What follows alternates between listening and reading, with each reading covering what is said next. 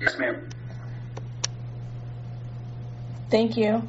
Today is March 11th, 2021, and it is 10 a.m. We are going to call the 685th regular Arizona Racing Commission meeting to order, and I'm going to hand this over to, I'll go ahead and do a roll call, Mr. Coolidge, and then I'll hand it over to you. Commissioner Coolidge? Present. Commissioner Garay? Present, and for the record, I do have a 11:55 a.m. hard stop. Thank you. Commissioner Hover? Present. Thank you. Commissioner Profiter? Present. Thank you, sir. We have a quorum. Thank you, Madam Secretary. I call this 685th regular Arizona Racing Commission to order. It is March 11th, 2021. Time is 10 a.m. Arizona time. We'll go ahead and get started. I'm going to go ahead and, if you're not speaking, can you go ahead and place your camera on mute? Thank you. I'm going to go ahead and move the line item B executive session to G as in golf. That'll bring us to item C, action items, Turf Paradise Racing request for approval of the 2021 charity race dates. Craig, do you have any input on that? Or does the department have any input? Chairman Coolidge, members of the commission, this is an annual request from Turf Paradise to have 3 charity race dates in which the 2% life parimutuel tax, if I'm correct, goes into a charitable fund for Turf's efforts to support several charities on the backside. So give just an update of what this particular issue is. Thanks, Craig. I don't have any issues with it on my end. I'll open it up to any of my other commissioners. I have no issues with this, and if it's okay, I would move to approve the charity race dates for Turf Paradise, Friday, March 12th, 2021, Friday, April 23rd, 2021, and Saturday, May 1st, 2021. I second it.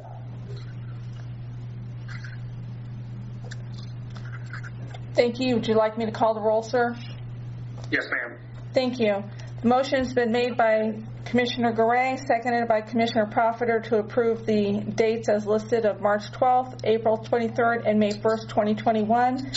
Commissioner Coolidge? Yes. Thank you. Commissioner Garay? I'm sorry, Commissioner Garay? Yes. Thank you. Commissioner Hover? Yes. Thank you. Commissioner Profiter? Yes. Thank you. That motion carries, sir. Thank you. We'll move to item C, 2, Turf Paradise request for the commission to revisit the procedure concerning off-track betting facilities for the 60-mile radius issue pursuant to IHA Section 3004B1. Looks like we have quite a bit of people that are signed up to speak. Just to speed this up a little bit, Mayor Francia, Mr. Sims, and Mr. Claus, are y'all planning on forwarding your time to Mr. Claus? Yes, for charity steps. Mm-hmm. Okay, why don't we just jump in there? Mr. Claus, I'm going to go ahead and just give you 5 minutes to walk through your comments. Thank you, Chairman Coolidge and members of the commission. I think I have the ability to present. Let me see. I do. Can you let me know that you see that? Yes, sir. Great.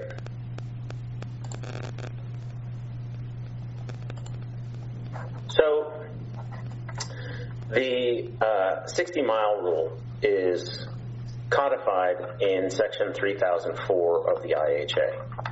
And I think it's most beneficial to start with reviewing what Congress actually said.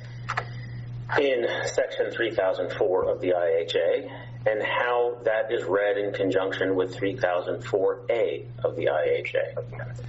3004A provides that an interstate off-track wager may be accepted by an off-track betting system only if consent is obtained from 3 bodies: the Host Racing Association, the Host Racing Commission, and the Off-Track Racing Commission. And then there's Section B. So the proposition, the most fundamental proposition, is that Congress required for any off-track wager to be accepted in an off-track betting system, 3 consents needed to be required in subsection A. And then Congress said in subsection B, it started that section with the words, in addition to. So just using language, we know that 3 things are required by section A.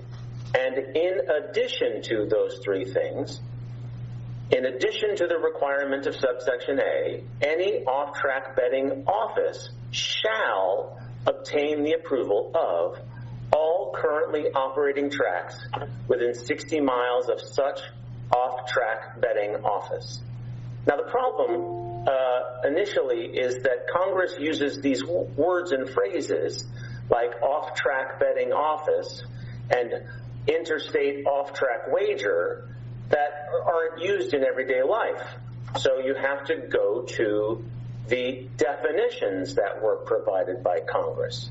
Before we get to those definitions, I've highlighted some of the phrases for which Congress has provided a definition. Congress didn't provide a definition of the phrase in addition to, because we all know what in addition to means. Congress didn't provide a definition of the word shall, because we all know what shall means. But if there's any question about what shall means, here's Proposition 1, that compliance with IHA Section 3004B is mandatory because Congress used the word shall. And both the Ninth Circuit, citing the United States Supreme Court, has recognized that the term shall is regarded as making a provision mandatory unless there's some issue that provides clear evidence to the contrary. And there is no evidence in the statute that the word shall does not mean shall. So then you get to these phrases.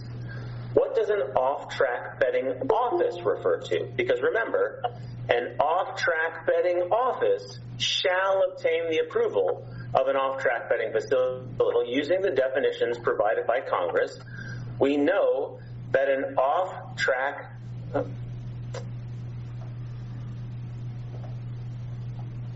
office means an OTB. It's an OTB located in Arizona because that's what Congress said in Section 3002(8). An off-track betting office means any location within an off-track state at which off-track wagers are accepted. But hold on, you say. Off-track state, what's that phrase? That's not something we use every day. What does off-track state mean? Well, Congress again provided the answer in Section 3002(6). Off-track state means the state in which an interstate off-track wager is accepted. But again, Congress used this phrase, interstate off-track wager. What does that mean? And Congress tells us, an interstate off-track wager means a legal wager placed or accepted in one state with respect to the outcome of a horse race taking place in another state. And that's from Section 3002(3) of the IHA. So here's Proposition 3. We know that if a bet is placed in an Arizona OTB in Phoenix on a race that is run in California, because the bet is placed in one state on a race run in another state, that bet constitutes an off-track wager. We know that Arizona is the state in which the interstate off-track wager is accepted because Phoenix is in Arizona. Because Arizona is the state in which the off-track wager is accepted, that means that Arizona constitutes the off-track state as defined by Section 302 of the IHA. And because Arizona is the off-track state, if an Arizona Downs OTB accepts an interstate off-track major, meaning in Arizona, on a race run in a different state, then by definition, that Arizona Downs OTB constitutes an off-track betting office. And here's the last proposition. Any Arizona Downs OTB is required to obtain the approval of any currently operating track within 60 miles of such Arizona OTB. Now, what does that mean? Such Arizona OTB means you look at every OTB operated by Arizona Downs, and you ask yourself, is there a currently operating track within 60 miles of any of those OTBs?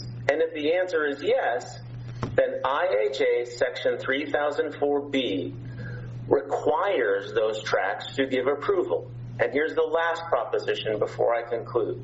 The last proposition actually has two parts.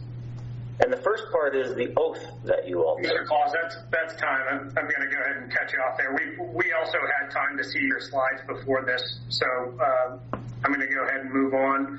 Both of the authors, I'm assuming that you're going to hand your time to your attorney. Is that correct? Yes, we will. Okay.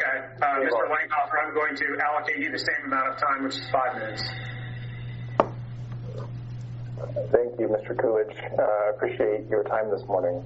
So I'd like to make 3 points. Most of our substantive comments have already been made in our letter to you, but I'll reiterate just 3 of those. The first is that the First Circuit has looked at this precise issue and concluded that there is no private right of action, that Turf Paradise can't sue in court to enforce this. This is an issue that is statutorily committed to this commission and not to the courts. And in its analysis, the pre-approval requirements that Turf Paradise is talking about here simply are not as stringent with respect to the 60-mile rule as they are with respect to racing day approvals.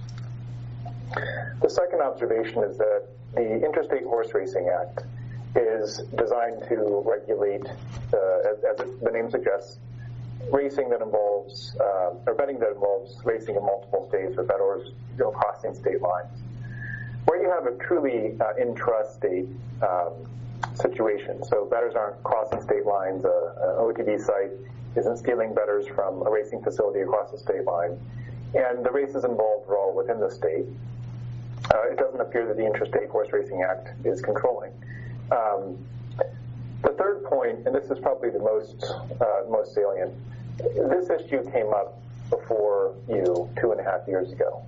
And at the time, if you listen to the audio recording that we linked to in our letter, there was an opportunity for Turf Paradise to comment on this. There was a concern before this commission that if they didn't allow the OTB sites in question, Arizona Downs wouldn't be financially liable, wouldn't be solvent. And racing in this state would be significantly damaged because you have effectively a monopoly by Turf Paradise. And Turf Paradise had a chance to object, didn't, and it was approved by this commission since then. Arizona Downs has been relying on that development, that turn of events, to build relationships with OTB sites, to invest in sites, to attract customers. And now the circumstances are developing a bit, and Turf Paradise wants to change its position. It really can't do that without damaging the vested interests of Arizona Downs. Really, the time for this objection was 2.5 years ago. By not raising it then, they've waived it. I'd be happy to answer any questions you have. Thank you, Mr. Langhoffer. Mr. Claus, can you please stop presenting your screen for us? Oh, I apologize. No problem. Mr. Chair, Commissioner Gray, if I may, I'd like to just say a few words. Please.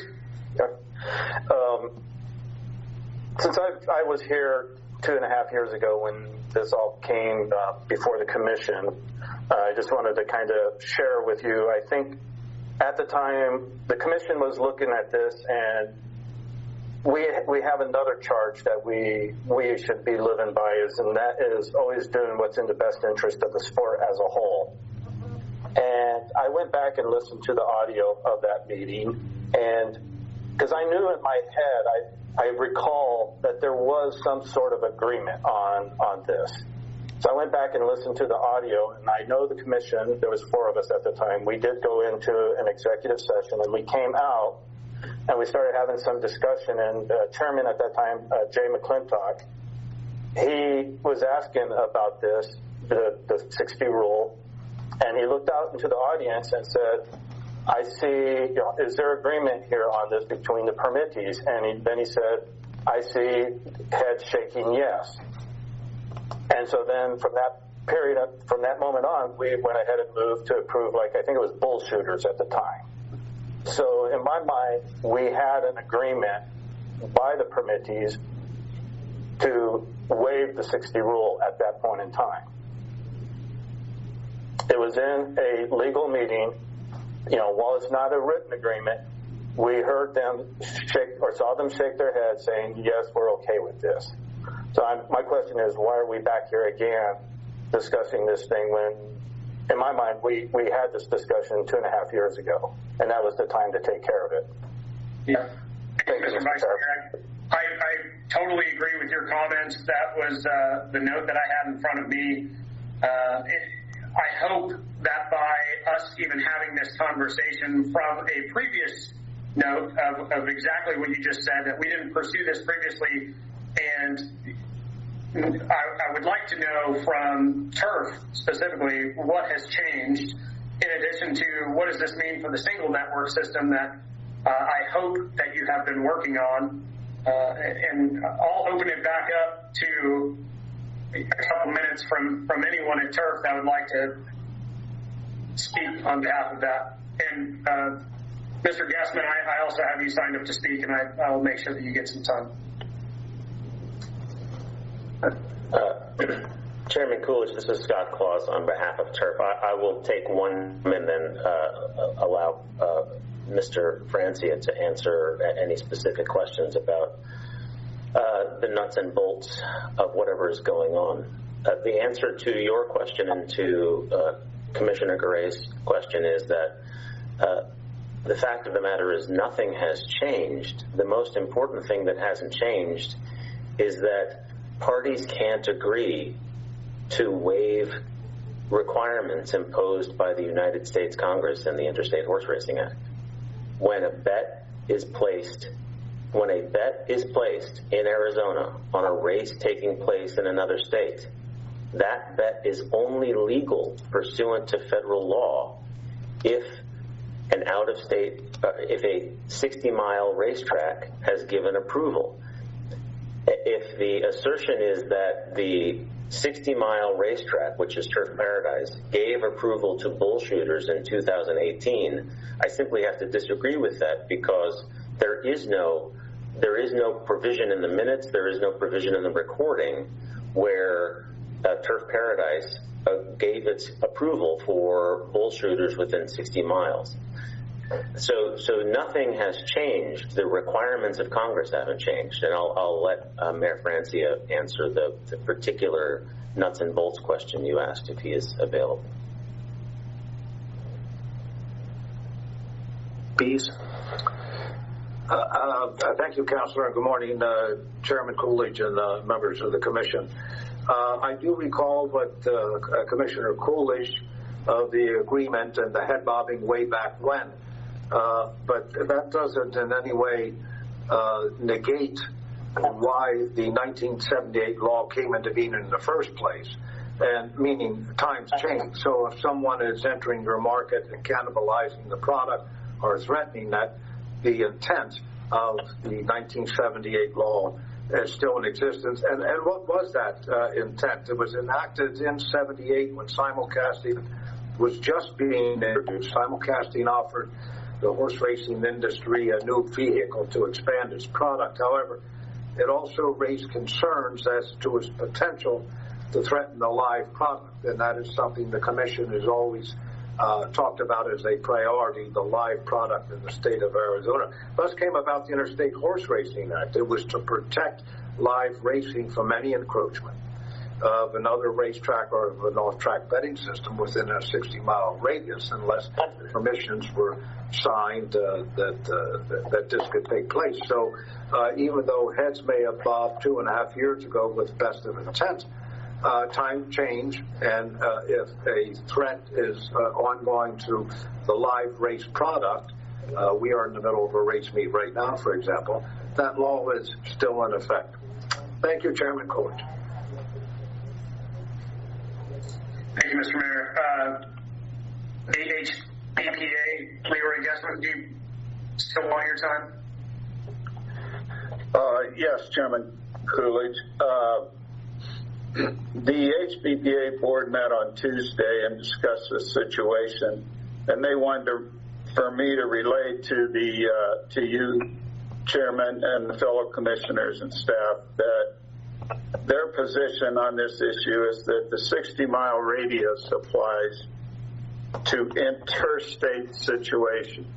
This is an intrastate situation, and the Interstate Horse Racing Act, as well as the HISA new law, does not have authority over intrastate situations. This is the feeling of our board and the feeling that this was what we got from our attorney as well. The Interstate Horse Racing Act only pertains to interstate situations. Thank you. Thank you, sir. Any comments or questions from my fellow commissioners? Otherwise, I would suggest that we go into executive session. I'll second that.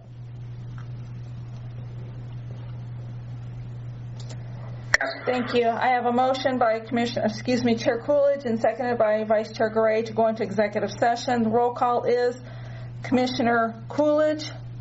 Yes. Commissioner Garay. Yes. Commissioner Profiter. Yes. Commissioner Hover. Yes. Thank you. We are going into executive session. It is 10:22 a.m. and this first open session is at recess. Session started. Thank you. We are now reconvening the open session of the 685th Arizona Racing Commission meeting taking place March 11th, 2021 via Google Meetings. It's Commission Secretary Cassie Goodwin. It's 10:56. I'll go ahead and do the roll call for quorum. Commissioner Coolidge. Present. Commissioner Garay. Present. Commissioner Hover. Here. Commissioner Profiter. Present. Thank you. We have quorum, sir. I will go ahead and open it up for any comments or potential motions from my fellow commissioners. Mr. Chairman, this is Commissioner Garay. I know the IHA, when it was created, was to help protect the small tracks and to protect the business as a whole. And I would just at this time like to make a motion to have our Attorney General investigate the 60-mile thing, whether it's truly interstate or intrastate, proactive, reactive, and then also request all interested parties to submit. And I think we should put a number of pages limit on it, maybe 20 pages for a briefing at the next meeting. I'll say that. Okay, so I have, to reiterate, I have a motion from Vice Chair Garay to have the Attorney General's office provide advice. Sorry. She pulled a Rory. I'm sorry. I try and be quiet over here.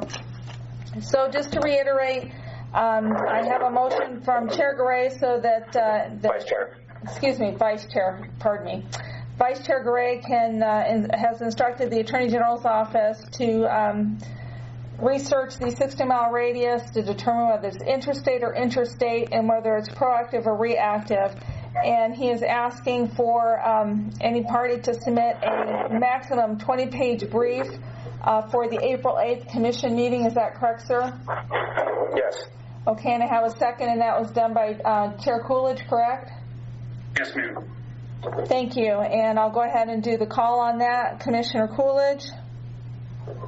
Yes, and I'll just say on this yes vote, requesting the legal briefs, I would also like to know from Turf Paradise why, if they would like this to be put into place, why they are out of compliance with the law as it is right now, and what has changed since the initial review of this, and the reasons why they would like to revert back to this new rule. But with that, I'll still vote yes. Okay, Commissioner Gray, do you accept those amendments? Yes, I do. Okay, thank you. So with those amendments on there to Turf Paradise to provide information as to why they're out of compliance with the law now and what has changed and why to revert back to the 60-mile rule. So Commissioner Gray, you aye or nay? I'm yes. Thank you. Commissioner Coolidge?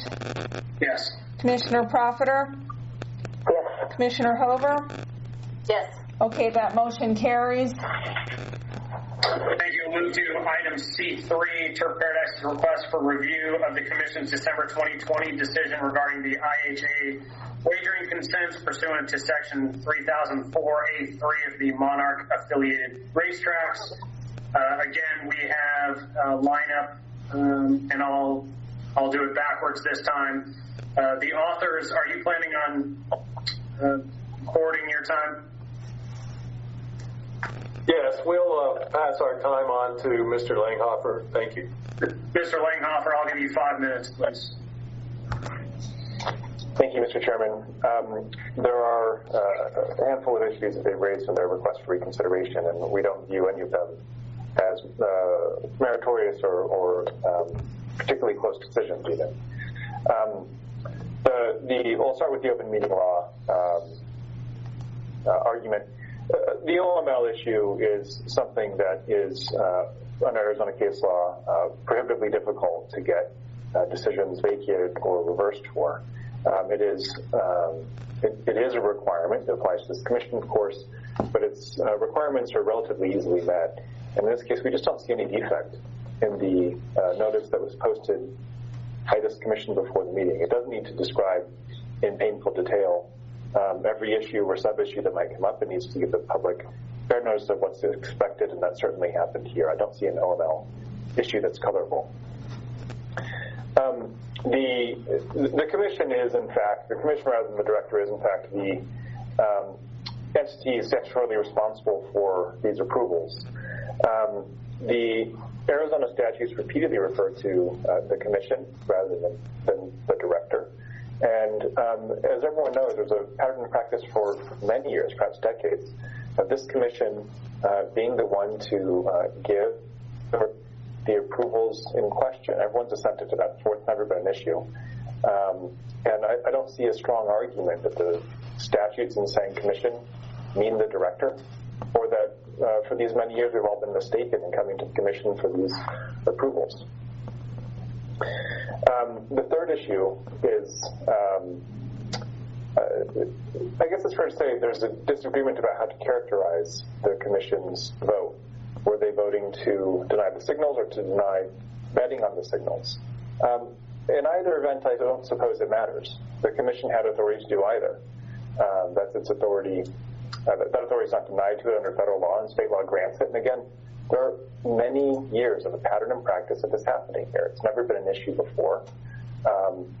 And to raise it now sort of suggests that for all this time, everyone on this call, all the board members have been mistaken about what their authority is and what they can do. That's implausible. The final issue is whether the decision of this board was arbitrary and capricious. And I don't need to spend much time on this because you're very familiar with the rationale here. There's a difference between saying the contract, the Monarch contract for turf standing alone is reasonable and can be approved, but approving the signals, the betting on the signals or permitting betting to proceed on these signals is not permissible because it's anti-competitive, right? It's not a reasonable offer in the context of the offers they've also made to Arizona Downs. And that's a reasonable distinction to make. The agreement standing alone is permissible. The vetting in the context of all of it is anti-competitive and not reasonable. It's not fair to say that that decision was arbitrary and capricious, and so we don't think that the Commission will have any trouble defending the vote that it took last time before the administrative law judge or before the Superior Court if necessary. We think you should deny the request for reconsideration. Thank you, Mr. Langhofer. Mr. Francia, Mr. Sims, do I suppose that you're going to pass your time to your attorney? This is Jerry Sims. I'd just like to make a couple comments, and yes, I'd like to pass the rest of my time to Scott Claus. Okay. We'll give you 5 minutes and pass the rest to Mr. Claus. I'll be very brief. Two things that the gentleman who just spoke is in there. I've been here over 20 years, and during those years, the contracts with the approval of tracks was done by the Department of Racing. Only under 2547, the new law that was passed, did it then shift that they had to be approved by the Commission. Also, the anti-competitive words were used in 2547, and they only had to do with the rates that we were charged. As an example, if we were charged, we were going to take Churchill Downs, and we were getting a rate of 3%, and Arizona Downs was getting a rate of 10%. You can see where someone would say that's anti-competitive. That's all. And for some reason lately, this Commission has decided to take the words out of 2547.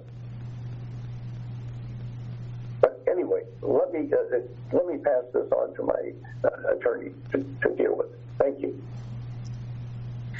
Mr. Claus, you have 4 minutes. Thank you, Chairman Coolidge. First, you will note that when Mr. Langhofer presented to the Commission, he cited not one statute, not one case. The premise of Mr. Langhofer's entire argument is that if the Commission does something incorrectly long enough, then somehow it is okay to continue doing it incorrectly. And that's simply not logical, and it is not a position that is consistent with the oath that was taken by the commissioners or Arizona law. The second argument that Mr. Langhofer ignored completely is that the tracks that were the subject of the agenda item on which we're seeking a rehearing were already approved by the Commission when the Commission approved the Turf Paradise Monarch simulcast wagering agreement. Let me go through the statutes that Mr. Langhofer did not read quickly in his arguments. Mr. Langhofer said that the agenda for the meeting did not require things to be listed in detail.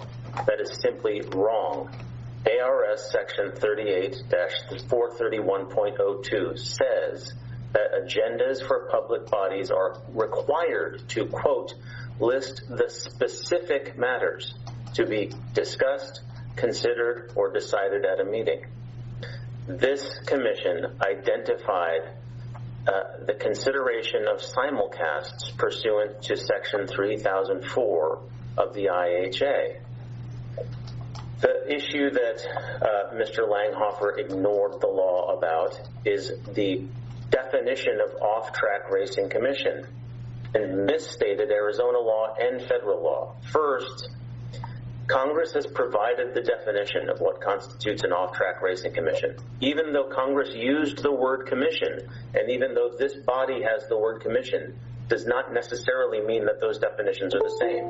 But more importantly, Arizona law, when Mr. Langhofer told you just now that the director does not control the regulation of permittees in the state, that is in contravention of ARS 5-104B, which provides, quote, the director, Mr. Vogt, shall exercise immediate supervision over the division.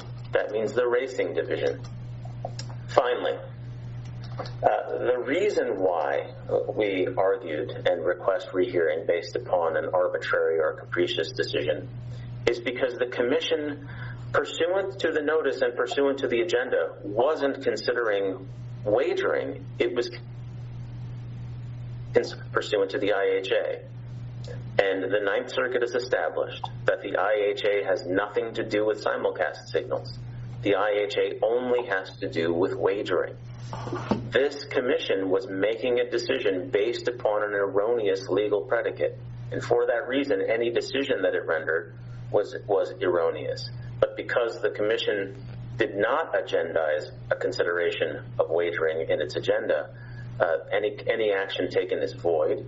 And in any event, the commission already approved the discrete tracks when it approved the Turf Paradise Monarch simulcast wagering agreement. We're simply asking the commission to follow the law and to follow the dictates of what it already decided. Thank you. I'll answer any questions anyone has. Lastly, we have Mr. Gassman from the HBTA.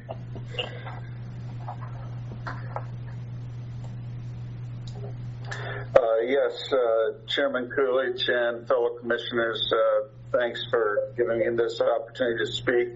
Again, the HBTA board would like the commission to know their position on this issue, and that is having two different pools in the state of Arizona and in the community of betting is very unfair practice to allow for the betting public.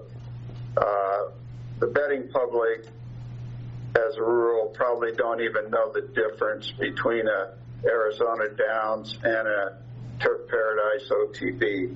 They go to one OTB and it's commingled pool, and the other is a single pool. The HBPA board would have a hard time supporting approval on signals that were not the same pools. Thank you. Chairman Coolidge, would I have a chance to respond to a few of those points? Under 2 minutes. Thank you. I didn't want to take the Commission's time with repeating the citations and quotes from cases that we'd include in our letter, but because that's apparently an issue been suggested that should be a strike against us, I'll do that now. On the open meeting law issue, the case you should look at is Carroll versus Board of Education Trustees. And what that holds is that the notice to the public doesn't have to provide the intimate details of every issue and sub-issue, but just, quote, the basic subject matter of the action. The notice that you provided for the meeting certainly does that. It appears very clear that Turf understood it. Fritz Barker showed up to the meeting and made arguments that were relevant. They were on point to the issues that you were discussing. So it seems the notice you gave was effective, at least in notifying the parties of what was going on. The second issue, whether this commission or the director is the responsible entity for making this decision. Section 5-112M, that is the provision in the Arizona revised statutes that governs interstate racing simulcasts. That statute talks about the commission, not the director. So if you want a statutory court, if you want citations to authority that are, again, redundant to the letter we sent in, that's the authority you need on the issue of whether the commission or the director is in charge. On the question of whether this commission was approving the signals or betting on the signals, I would direct you to the Administrative Code R19-2-419. And that is the provision that authorizes this commission to approve or reject permittees' request to conduct simulcasting. And again, for many years, it's been the practice that those come through this commission for approval. And I guess I just must disagree with Mr. Claus. I do think that in an administrative law context, when we're dealing with a board or a commission, years of doing something in a particular way is entitled to some weight in court. I'm going to have to cut you off. You're at your 2 minutes. Thank you, Mr. Coolidge. Thank you. I'll open it up to my fellow commissioners. Mr. Chair, this is Commissioner Goray. Again, I think you all know I've been on the commission for a while, and it's been a couple of years now that I sometimes feel like I'm living in a Brady Bunch episode, but instead of Marsha, it's Monarch, Monarch, Monarch. Every meeting, there seems to be 1 to 2 items that relate back to Monarch. And Mr. Chairman, if you remember your first meeting when you joined the commission, I was the chair at that time, and I appointed you to start working on trying to come up with some resolution. And I appointed you because you didn't have a horse in this race. And here we are today, still Monarch, Monarch, Monarch. My belief is to get something done, sometimes things have to be painful. And I think the best answer for us here in Arizona, for our betting public, for the men and women who work on the backside, for the OTBs, is the single network that has been talked about. And I know we had a meeting several weeks ago, and I just have heard no update on that. And I think that is the route we need to be working on instead of coming to every commission meeting and going Monarch, Monarch, Monarch. And that's just my thoughts. Thank you. Yes, sir. Any other comments?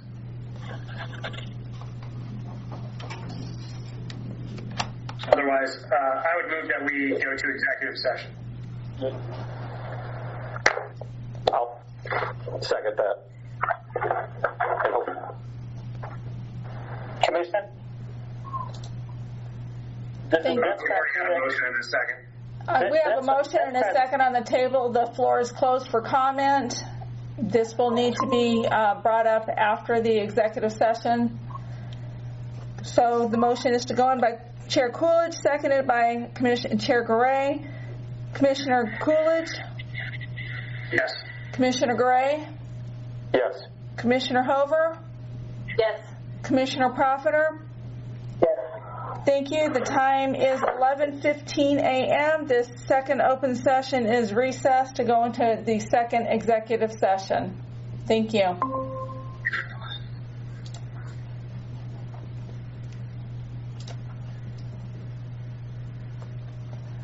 Okay, let's see if Mr. Gray can get back in on this. Yes, ma'am. Thank you. The time is 11:31 a.m. and this is the third open session of the 685th regular Arizona Racing Commission meeting taking place on March 11th, 2021 via Google Meetings. I will go ahead and do the roll call for quorum. Commissioner Coolidge. Present. Commissioner Garay. Present, and also reminding I have a 11:55 hard stop. Thank you. Commissioner Hover. Present. Commissioner Profiter. Here. Thank you, sir. Your meeting now. Thank you, ma'am. I'll jump back into this issue, and my concern with the commission in allowing this request for the review would only circle up this issue back and inevitably end at OO once again. I'll open the floor to my other commissioners, but that's kind of where I'm sitting on it at this point. Right. Mr. Chair, Commissioner Garay. Obviously we know that this issue is before OA now. We don't have a hearing date yet. So my question would be, what do we gain by having a rehearing when this is before OA? If we made mistakes or there was misinterpretations at our previous hearing, we're only compounding on those issues that we had, which further gives more for OA to have to look into. So I would like to hear from the two parties, what benefit do we have right now of hearing this when there is an OA hearing going to be heard soon regarding this? Why don't we allocate 3 minutes to Arizona Downs and 3 minutes to Turf Paradise? In that order, Chairman. Yes, sir. Thank you, Mr. Chairman. We don't believe there's anything to be gained by repeating the same arguments and issues that were discussed at the last hearing. I don't think it was miscommunication between the parties about it. Everyone knew what the issues were. We stated our positions. You made your decision. At this point, I think it's time for OWA to take a look. Thank you, Mr. Bonhoeffer. Mr. Claus, I'll give you 3 minutes. Thank you, Chairman Coolidge. The notion that there would be a repetition or re-argument of the things that were argued at the last hearing is simply not accurate. The points that are the purpose for the rehearing is to give the Commission an opportunity to fix any errors in the way in which the meeting was conducted or the decisions that were made. And it is a necessary step to preserve and to not have argued that we have not failed to exhaust administrative remedies. But it's not simply some sterile administrative step just to make a legal argument. The Commission is allowed to make mistakes. You're all human, and you can make a decision that you may wish to change. You can make a decision that was predicated on a misunderstanding of the facts or a misapplication of the law. And it is precisely why the administration allows for a request for rehearing, because the administrative code recognizes that commissions are made up of humans who can make errors but took an oath to follow the law. And that provision in the administrative code allows for a rehearing so that commissioners can decide if they made an error. You can decide that you didn't make an error, but you can't do that if you don't allow for a rehearing. So that is the utility of a rehearing. That is the reason for a rehearing. But it is clearly within the discretion of the Commission. The last point, the notion that we are already in the Office of Administrative Hearings is somewhat accurate. We have filed notices of appeal, but the administrative body, this administrative body, has not yet followed through with its statutory obligation to frame the issues and to request a hearing from an administrative law judge. So I'll answer any questions that anybody has, and I appreciate the question from Commissioner Gray. Thank you. Any questions from my fellow commissioners? Well, I would have a question on that. Since it's been filed with OWA right now, and we have not had a hearing, have we already in the process kind of bypassed the process of we should have had a chance for a rehearing first before going to OWA? I don't know if that could be addressed. I can address that if you allow me, Chairman Coolidge. Please. Sure. What happened was that the triggering event for an appeal is a notice of appealable agency action. The notice of appealable agency action did not get issued by this agency until February of 2021. The Commission had decided at a previous meeting, I believe upon the stipulation of Arizona Downs, that the time for seeking a rehearing could be extended by 45 days. So the reason why the request for rehearing and our notice of appeal are close in action, or close in time rather, one, the notice of appealable agency action was not dispatched until I think it was February 8, 2021, and we had 30 days from that date to file a notice of appeal, which we did. Again, I believe it was February 22, 2021. And the deadline for filing the request for rehearing was extended by the Commission. So that is why the requests for rehearing and the notice of appeal are close in time. And again, the Commission has the discretion to not allow the request for rehearing, but we wanted to give the Commission an opportunity to rehear pursuant to the decision by the Commission to extend that deadline. Thank you. Thank you. Any other questions? Can I chime in on that procedural question? Yes, sir. Yes, sir.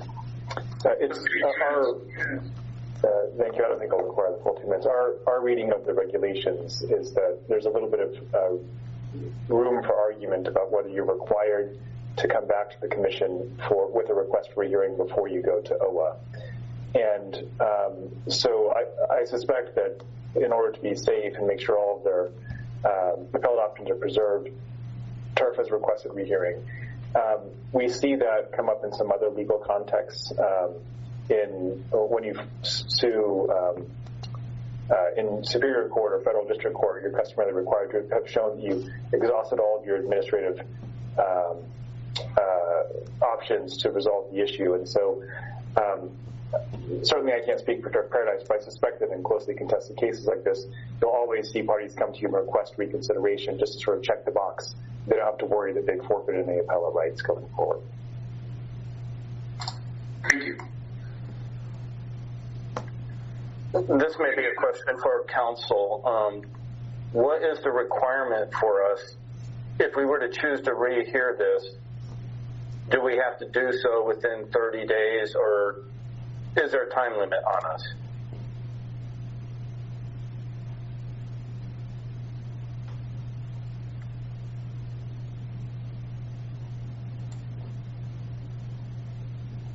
What, did I just make everyone go silent? Kelly, are you there? Yes, I am. I wasn't certain who you were directing that question to, Commissioner Gray. Yeah, you, Kelly. Is there a requirement that we have to, if we were to vote to have a rehearing, do we have to do so within a certain time?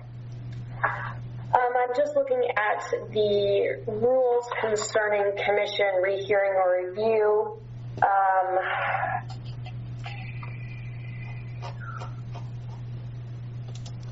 There has to be notice provided of when the hearing is going to occur, and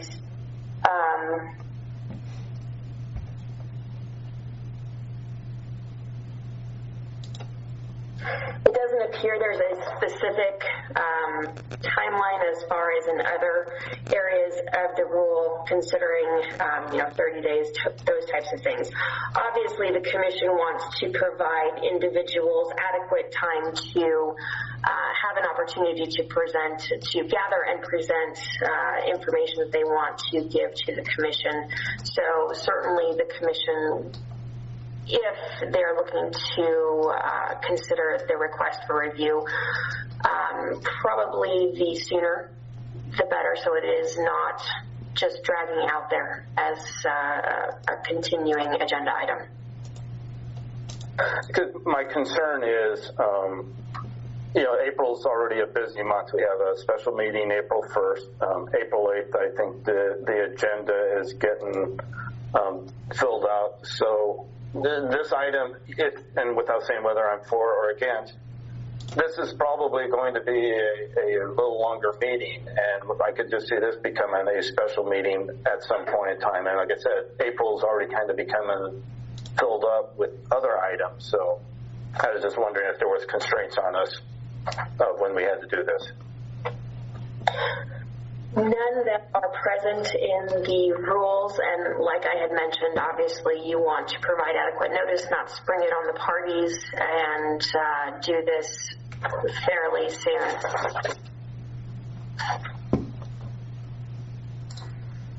Mr. Vice Chair, do you have a motion you want to make, or would you like me to?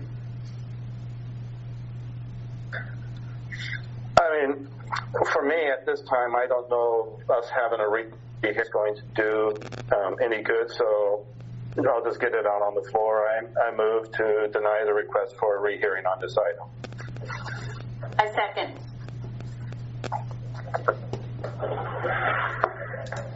Thank you. Having a motion and a second, I'll do the call. Commissioner Coolidge? Yes. Commissioner Garay? Yes. Commissioner Hover? Yes. Commissioner Profiter? Yes. Okay, that motion carries to deny the rehearing request in this matter. We'll move to action item C4, simulcast agreements pursuant to ARS 5-112U with Arizona Downs 1 through 5. Greg, I'm assuming, or actually looking through here, you have any updates you want to give on your end? We have all of the tracks information. Chairman Coolidge, members of the commission, the only one that you do not have is the Arizona Downs Hawthorne agreement. That was not turned in on time. All the other agreements are in place, I believe, in your packet. We're done.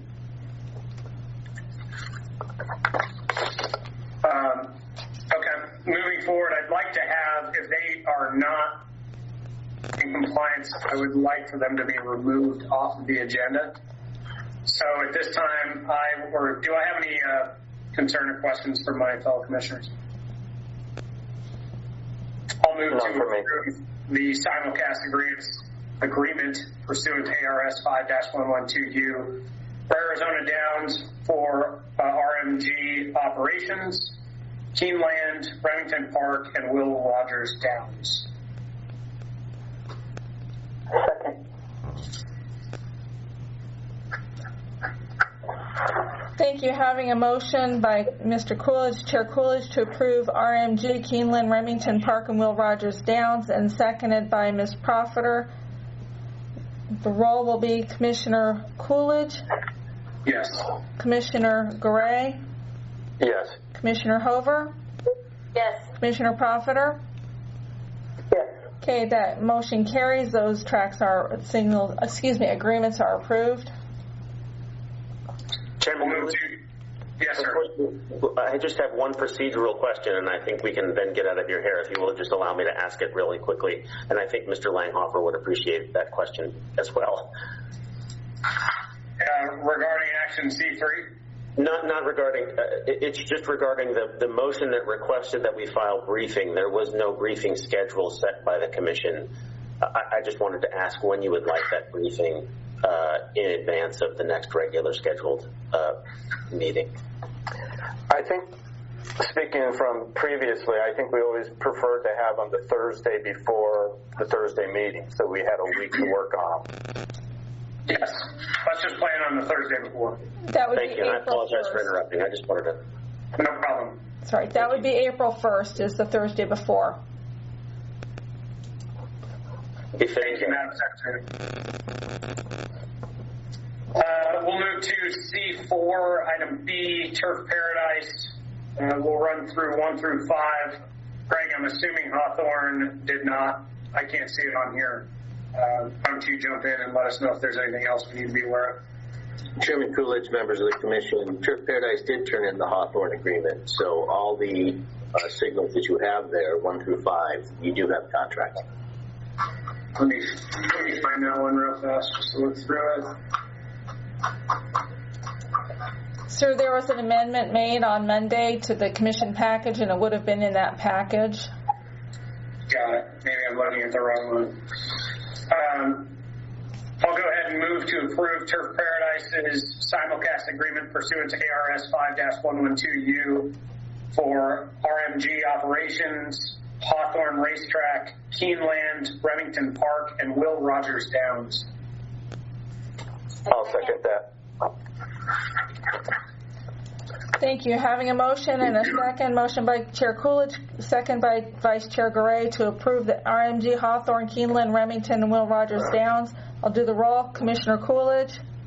Yes. Commissioner Garay? Yes. Commissioner Hover? Yes. Commissioner Profiter? Yes. Okay, that motion carries. Those agreements are approved. Move to item C5, wagering consents on simulcast horse racing import signals pursuant to IHA section 3004A3. Looks like I have some folks signed up to speak. Mr. Author, do you want to kick us off here?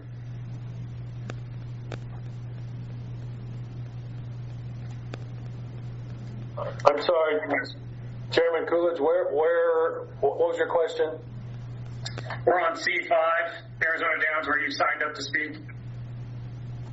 No, only if necessary. We don't need to talk if Mr. Stiles has all the materials he needs for that approval. Okay. Mr. Gassman, you need to speak on that one? Yes, Commissioner Coolidge and fellow commissioners, I would just like to say this system is very difficult to work with that we're under. I know the contracts in front of you, you would not have Keeneland right now if I wouldn't have jumped in and made some phone calls. And my concern is we are coming up to the Kentucky Derby. Churchill Downs typically don't send those contracts out till about maybe 10 days to a week before the Derby. Getting it there by the April 8th meeting for Churchill, it's not going to happen. And I'm just concerned for horse racing in Arizona not to have the Kentucky Derby signal. I was wondering what we can do to prevent that. My question to you, and maybe it's in reference to the HBPA and the tracks as a whole, are why, or can we make it protocol to make those calls start happening and saying, hey, we have to get this done? I realize Kentucky Downs is a big racetrack, but there has to be something that we can do to make sure that we cover ourselves as well. No, I understand that, Chairman Coolidge, but the racetracks typically don't get these out till maybe two weeks before, and I don't know why. That's just kind of the way it's always been. I mean, you're asking Churchill to get this thing out six weeks ahead of time, and I just don't see them. I mean, I can make all the phone calls I can make, but you're dealing with Churchill, and they're similar as Monarch. They're not easy to deal with. Any of my other commissioners have any comments there? Well, this has been an ongoing issue since for the last year, and I know we've kicked around, and there's really been no answer. And I mean, I too would like to see something done. I'm guessing it needs to be done at the legislature level because we're the ones that got stuck with this law.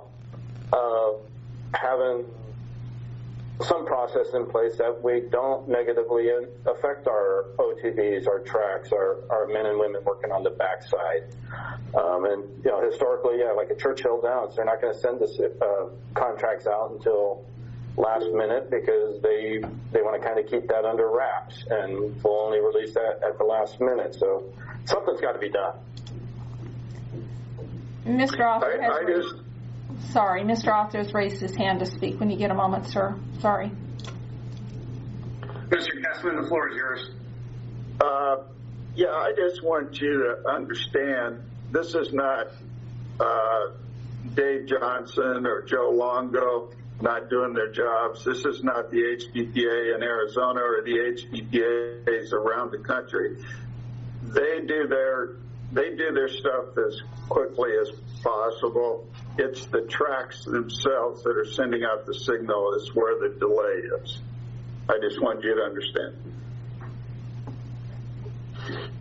Got it. And I'll take that under consideration and see if there is something I can work on with legal, as we have with the IHI conditional approval we've been building. So let me go back on that and see how we can make that work. We don't want to slow anything down on our end, or at least I'll say it on my behalf. I don't want to slow anything down, but we also need to ensure that the state has all of the paperwork and all the approvals before we take that next step. Mr. Author, the floor is yours. Yeah, I hear that one of the problems is the new statute, and just so everyone understands, the 512U statute was designed for the commission to step in and make decisions if there's an objection by one of the permittees about a particular contract that was submitted by a track. And the Monarch contract that was submitted to Turf Paradise and the Monarch contract submitted to us was objectionable in our opinion.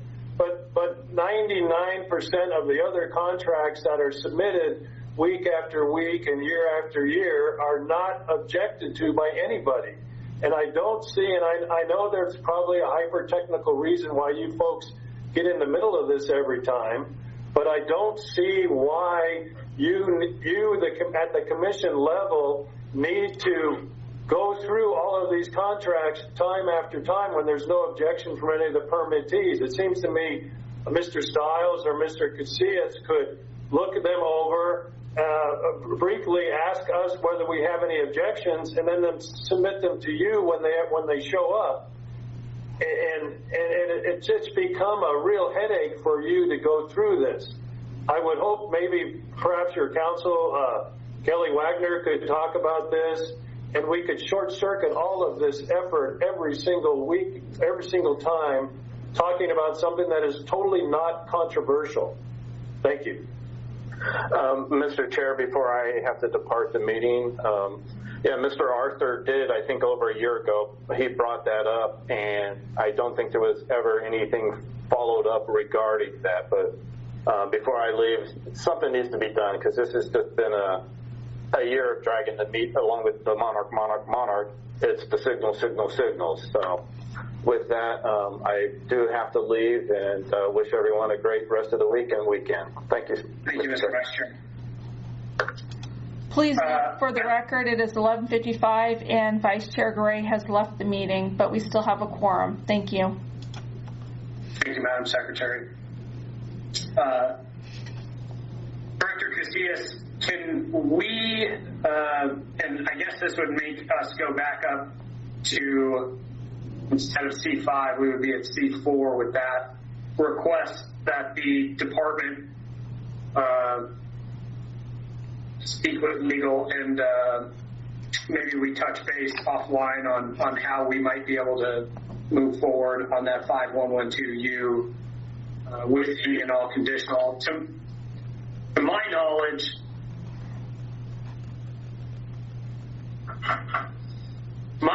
I don't think it says anywhere that if someone objects is the only reason why we would look into it. So I think that's something we need to have a conversation about. But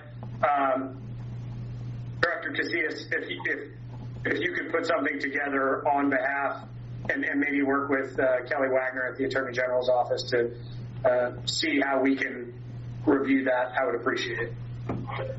Certainly will do that, Mr. Chairman. Thank you.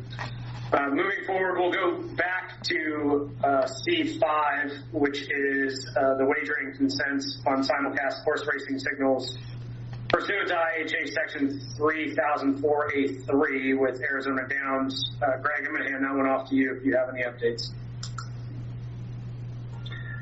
Mr. Chairman, members of the Commission, Hawthorne, obviously, Arizona Downs does not have any paperwork on Hawthorne, but all the other tracks listed in Section 5A, 1 through 6, you do have the appropriate paperwork for the IHA approval. Okay. Any comments from my fellow commissioners? Otherwise, I'm going to move to approve the Arizona Downs wagering consents on simulcast horse racing import signals for the Aqueduct Spring Meet, Dubai World Cup Carnival, Keeneland, Remington Park, and Will Rogers Downs. A second. Thank you. Having a motion and a second. Motion by Chair Coolidge, seconded by Commissioner Profiter to approve Aqueduct, Dubai, World Cup, Keeneland, Remington Park, and Will Rogers Downs for Arizona Downs. I will do the roll. Commissioner Coolidge? Yes. Commissioner Hover? Yes. Commissioner Profiter? Yes. Okay, that motion carries. Those are approved. I'd also like, I'd move to approve the Hawthorne racetrack signal condition on the fact that we receive all requisite approvals per the IHA prior to the signal being accepted. I ask that the department make the determination if the approvals are appropriate so the permittee doesn't see any delay coming back to the commission. A second.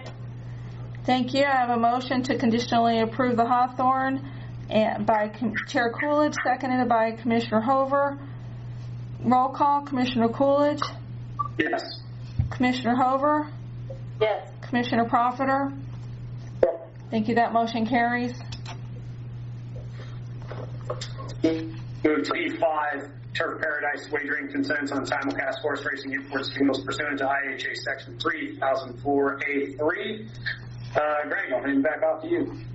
Mr. Chairman, members of the Commission, in your packet you do have all the appropriate approvals from the entities for all 6 of these signals for Turf Paradise.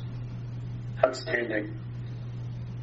I would move that we approve Turf Paradise's wagering consent and simulcast agreements for Aqueduct, Spring Meet, Dubai World Cup Carnival, Hawthorne Racetrack, Keeneland, Remington Park, and Will Rogers Downs. A second. Thank you. Having a motion by Chair Coolidge and seconded by Commissioner Hover to approve all the turf signals for Aqueduct, Dubai World, Hawthorne, Keeneland, Remington, Will Rogers. I'll do the roll call. Commissioner Coolidge? Yes. Commissioner Hover? Yes. Commissioner Profiter? Yes. Okay, motion carries. We're moving to item D, information reports. Greg, do you want to give your track safety report, please? Yes, Mr. Chairman, member of the commissions, we are now in our 3rd month of liberation at Turf Paradise. I'll tackle a couple COVID-19 protocols. In February, there were 4 days of racing lost due to a number of licensees testing positive for COVID. The epicenter of the outbreaks appeared to be the jockey's room in the paddock, which the valets, the starting gate crew, and obviously the jockeys were part of it. We had 2 meetings last month regarding these issues to discuss specifics around the outbreaks. Additionally, there was an inspection done in February after the first outbreaks where specific incidences of relaxed enforcement of COVID-19 protocols were observed. Staff met with Turf Paradise management to discuss the specifics on enforcement of these protocols, and we do note that increased efforts were made. Turf has also put in a program to weekly test all gate crew, valets, and jockeys for the foreseeable future. There's also increased surveillance in the public area and announcements that masks must be worn at all times. And we thank Turf Paradise for their efforts. This is, however, not a time to let up on the remaining days of the meet. There are still specific items that need addressing. Specifically, we identified that there are holes in the north fence along the complex that people have cut so they can gain access to the backside without going through the north or south gate. We have continued complaints from backside participants of the lack of cleaning of restrooms and restroom supplies. And we have observed that not every day that the concourse where the public is cleaned or the removal of trash before the day's races. We encourage Turf to correct these items as fast as possible. I'll switch now to our fatality count. As you know, all commercial racing committees, the HBPA, and the state are in the midst of a 4-year project on reducing the amount of catastrophic injuries on Arizona racetracks. It's not an easy fix, but here are the facts. During this race meet, the fatality rate at Turf Paradise as of March 5th is 1.99 catastrophic injuries per 1,000 starts for thoroughbreds. That is down from the prior year, but still above the national average reported by the Jockey Club of 1.53 per 1,000 starts. In February specifically, we had 1 race-related fatality and 1 training fatality. The Equine Wellness Committee met last month and will meet again this month to discuss the issues and strategies for prevention. Additionally, this month we conducted necropsy reviews for the first set of catastrophic injuries, and we will continue those as well. So that'll complete my report. Thanks, Craig. Does Turf Paradise want to recognize any of those comments? Thank you, Chairman Coolidge. Yes, as far as the grandstand apron that Mr. Stout referred to, we do take care of that. Recently, it came under heavy winds, so things got messed up. We've got it cleaned up. What I do want to emphasize is what we're doing testing-wise with the coronavirus that we instituted last Friday. we are going to continue that on every Friday. All the jockeys, the valets, and the assistant starters got tested. There was about 100 of them. They will do so again tomorrow, Friday, and the following Friday in March. All 100 tested negative. Thank you, Mr. Chairman. Thank you, Mr. Mayor. Move to the budget report. Director Casillas. Chairman, Commissioners, I'll actually answer that. There's been no significant change in our financial or budget status since the last meeting. Obviously, COVID-19 has had a negative impact on the division and our operations, but there's no concern about us being able to continue with the rest of this fiscal year. Thank you, sir. And for the record, I'm sorry, for the record, that was Jason LaForest, the agency chief financial officer. Thank you, Madam Secretary. Item D3 is committee reports, American Greyhound Racing.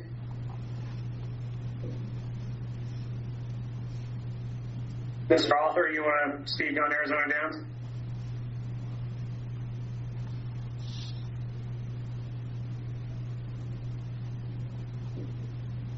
But item C, county fairs.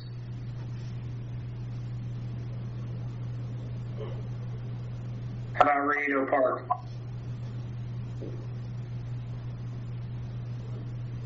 She's at Greyhound Park? I'm here. Hi. There you go. All right. Let's hear it. Alicia Heiser, Federico, General Manager, Tucson Greyhound Park, with nothing new to report. Thank you, ma'am. Mr. Mayor, you want to speak about Turf Paradise? Thank you, Mr. Chairman. What am I speaking on? Just update. Let me give you a quick update. And it's all good news. Let me focus in on the mutual handle. We're up about $10 million out of state, which is very encouraging. The ADW continues to be up. That is telephone wagering. That's up 119%. And to that, which really matters the most is the horsemen's purses.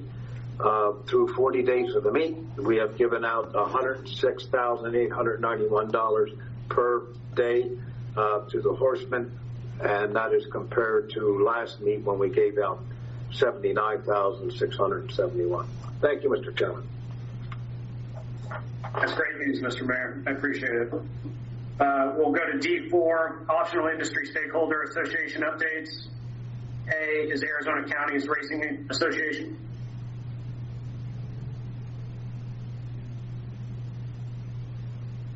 How about Arizona Quarter Horse Racing Association? Arizona Thoroughbred Breeders Association. HBPA. Chairman Coolidge, it's Tom Offit. I'm sorry, I accidentally cut myself off. Can I jump in here? Mr. Author, are you referring to D? Yeah, the reports. I'm left-handed, so when I hit the off-mute button, I shut the thing off. Yes, sir. Please be brief. I'll be very brief. We just want to bring you up to speed. We have made a deal with, as everybody's seen, with the Peninsula Pacific Group.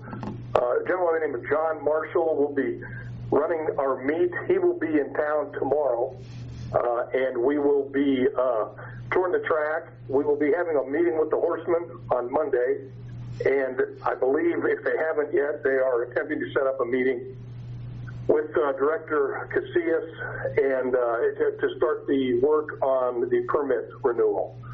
So that's, and we've asked for dates, essentially June 1st through September 15th, 32 days. So that's the update on that, and we appreciate all your efforts, kind of holding the line. We will continue to spend to date in excess of $1 million on the legislation that's going to improve the meat for everybody, the industry for everybody, and in the face of these constant onslaughts we're getting. But we're trying to make it all better, and we really appreciate the commission hanging in there and helping us get through this. Other than that, we don't have anything to report. Thank you, sir. Thank you. Bye. Mr. Gassman, go ahead. The floor is yours. Thank you, Chairman Coolidge, Leroy, and fellow commissioners, Leroy Gesson with the Arizona HBPA. First, I'd like to correct Mr. Arthur. The Horsemen's meeting with the Peninsula 2 Gaming Group is going to be next Tuesday at 11 a.m.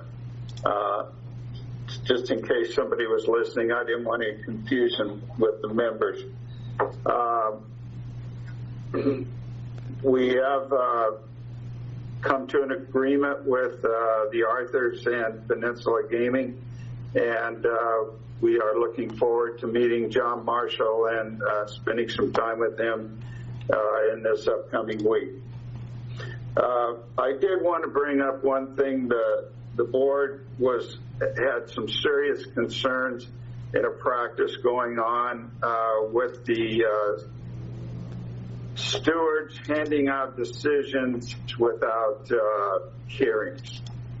There's been a couple of decisions handed out without a hearing, and we just don't feel that when you start affecting someone's livelihood and taking away their income, that they should at least have the opportunity to plead their case in a hearing before a decision is made and suspensions are given. And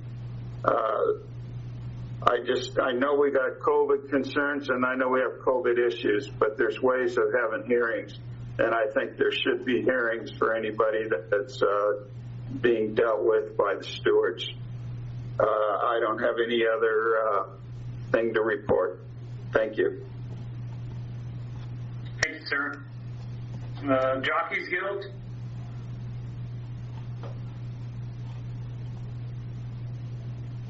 Okay, we'll move on to commission reports. Any of my fellow commissioners have anything to update? As Commission Secretary, Mr. Gray had asked yesterday that I forward some information to you folks, and I did, regarding the taking place out at the Phoenix Greyhound Park on Saturday for the Greyhound Adoption Fundraiser. And so with that in mind, it's from 10 a.m. to 1 p.m. on Saturday the 13th. And there is a possibility, if all the commissioners or even two more of you show up while he is there, that we have a quorum. So we're just giving a notice of a possible quorum, that there will be no commission business taking place, but you guys are welcome and invited to attend that event. Thank you, ma'am. Do any of the other commissioners have anything to place on future agendas? If not, I will ask that we place likely an executive session on the follow-up with the department on our approvals for 5112U.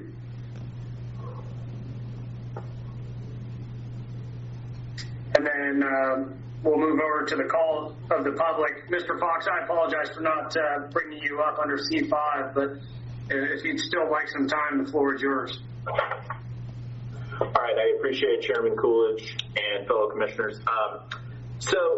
Basically what I wanted to bring up was the conditional approval situation that was going on. Obviously, last commission meeting, there were no conditional approvals given, and this meeting, a conditional approval was given. From a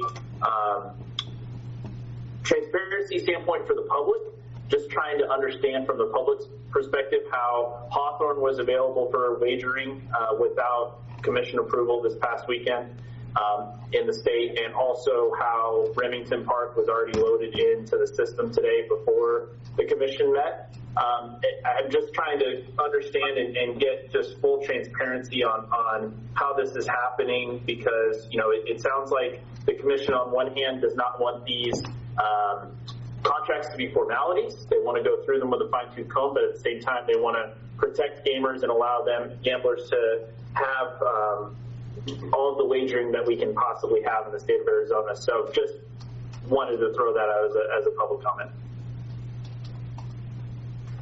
Thank you, sir. I appreciate it. I would direct you to the department as a whole that's been looking into all of those approvals on top of the conditional approvals that we have put back on the department to make sure that we're not seeing any slowdown from our horsemen and the people in the industry. Otherwise, I don't think I have anyone else on our list. We will go back to item B1 to the executive session. Actually, Madam Secretary, will you, let's go ahead and move back to the executive session and let's convene it there at 12:20 Arizona time. Okay, so you're asking us to take a recess for a moment and come back in at 12:20? Yes, ma'am. Okay, do I have a second on that request? A second. Thank you, Holly. Excuse me, Commissioner Hover. Roll call on that, Commissioner Coolidge. Madam Secretary, just to confirm, we're moving to executive session on items B1, Sims versus Sims. Okay, I'm sorry. For some reason, I thought I heard you say that we were going to take a break and recess. Okay. We'll take a break on our way to executive session. Okay, so we're going to take a break and recess right now and then come into executive session at 12:20. Thank you. Ms. Hover, you in agreement with that? Yes. Thank you. So the roll call on that is Commissioner Coolidge? Yes. Commissioner Hover? Yes. Commissioner Profiter? Yes. Thank you. This open session is recessed. Thank you. And the time is 12:15. Yes, ma'am. Thank you. This is the fourth open session of the 685th Regular Arizona Racing Commission meeting held on March 11th, 2021 via Google Meeting. Time is 12:29 p.m. Commission Secretary Cassie Goodwin will do roll call. Commissioner Coolidge? Present. Commissioner Gray is absent. Commissioner Profiter? Present. Commissioner Hover? Present. Thank you. We have a quorum, sir. It's your floor.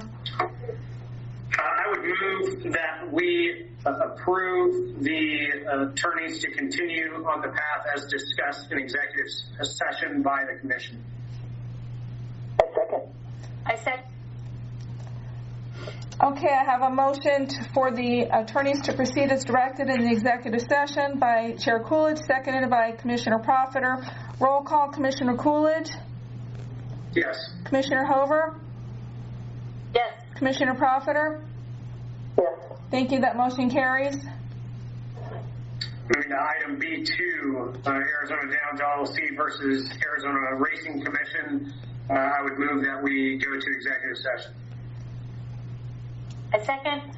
Thank you. Motion's been made by Chair Coolidge, seconded by Commissioner Hover. This is roll call on that to go into executive session for legal advice. Commissioner Coolidge?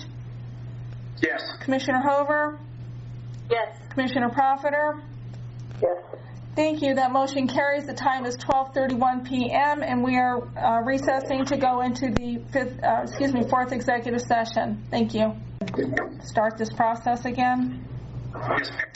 Thank you. The time is 12:40 p.m. This is the next open session of the Arizona Racing Commission meeting and reconvening the open session of 685th Regular Arizona Racing Commission meeting taking place March 11th, 2021 via Google Meeting.